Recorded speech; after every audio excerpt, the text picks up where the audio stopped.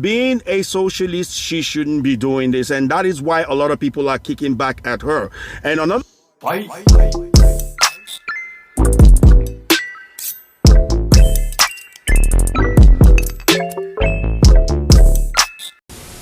What's up, everybody? Welcome to another video. Welcome to Sire's Domain. Hope you have all been keeping well this entire week. A lot has happened, especially with the Democratic Party and maybe some parts in the Republican Party as well. Anyhow, there are some things that I wouldn't touch with a 10-foot pole because right now YouTube is clamoring down on a lot of people, and me, I am just a humble 100-year in YouTube. I have not hit the thousands yet. I am still just 100-year. So I want to keep the little people that are watching me, I want to keep them as much as I possibly can.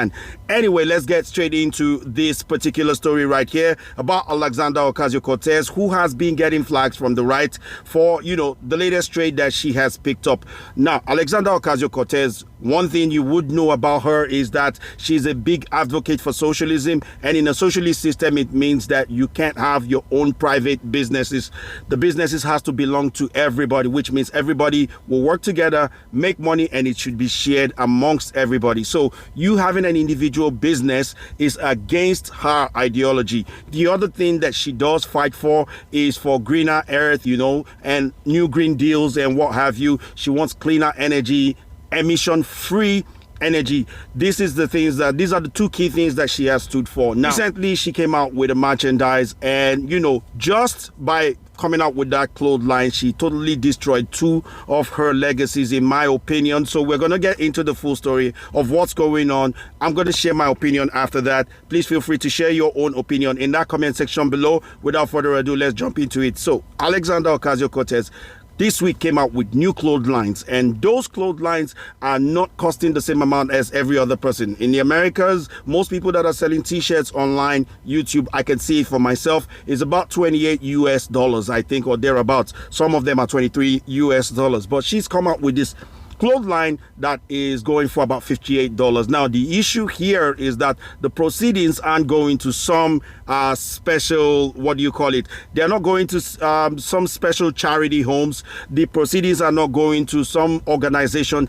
The proceedings are just going directly to her campaign. She's just basically running business. Now, in the first instance, being a socialist, she shouldn't be doing this, and that is why a lot of people are kicking back at her.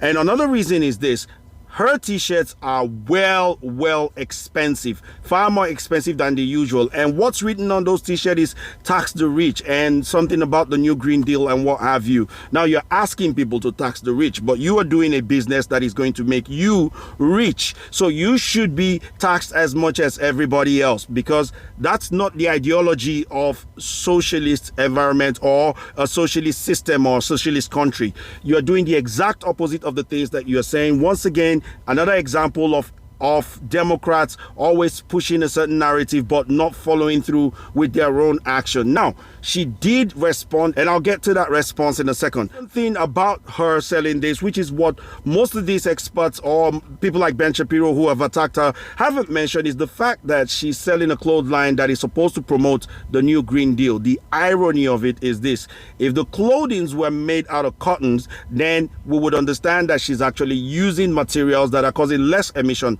not zero emission, because you really can't get that when you're producing anything but less emission, in the sense that they are not being made from fossil fuel. But no, she picked polyester, and polyester is a product of fossil fuel. Fossil fuel is something that she wants to ban. So think about it for a second. If they ban fossil fuel, fracking, then that means she doesn't have the ability to actually make this marketing, which is one of the things that they are kicking against. Fossil fuel production, they're seriously kicking against it. There is nothing more hypocritical than these things. Now, it's almost like you see a vegan protesting against meat eaters, but they're wearing leather shoes, leather belts, and some of them even put on fur coats, animal fur coats. And what they are protesting against is animal cruelty. People shouldn't eat them, but they are wearing them. right? So you can see the hypocrisy in all this. What's the most annoying thing is that she is actually clamoring for a cleaner and a new Green Deal, which eradicates a certain form of energy production that she is leaning on. The reality of it is this: when we talk about emission, it is really hard to get rid of it. And if we truly want to live by our words, her, for instance, need to give up a lot of things, because to manufacture the phone that you are using to watch me right now, or the television, there's emission.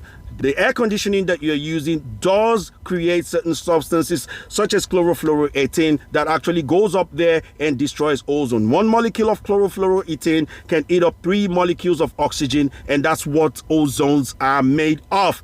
So people need to understand that most of these things that they're doing, fighting for green deals and what have you, they are more political than actually trying to save people in the earth. And I tell you right now, even renewable energy production, I'm a renewable energy engineer. I graduated renewable energy engineering from Kingston University in UK.